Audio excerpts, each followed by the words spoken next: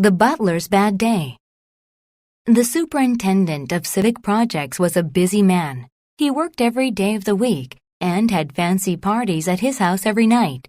However, if there was someone busier than him, it was his butler.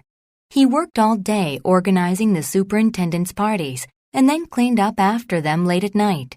Hence, while the superintendent slept soundly, snoring loudly in his bed, the butler was still awake. Sadly, though the butler was always overworked, his profession's intrinsic nature demanded he never be outspoken.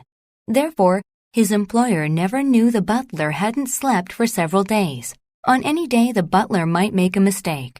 One day, the superintendent said, "This particular party is important. People from the ministry are coming. Everything must be perfect."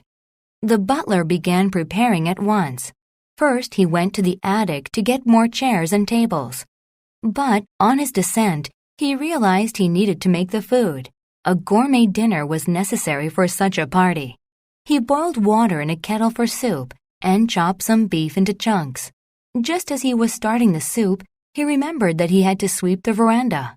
As he was sweeping the veranda, he realized that he had to clean the sauna. By this time, the first guests had arrived. The veranda was still dirty. There were not enough chairs for the guests to sit on, and the soup tasted too pungent. Some guests were dissatisfied.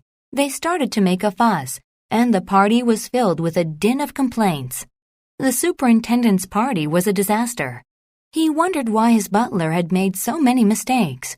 At last, the butler admitted to being exhausted. His boss felt pity for the butler. He had no idea the butler was so tired. He said, "You should have told me earlier. Then we could have avoided this whole ordeal."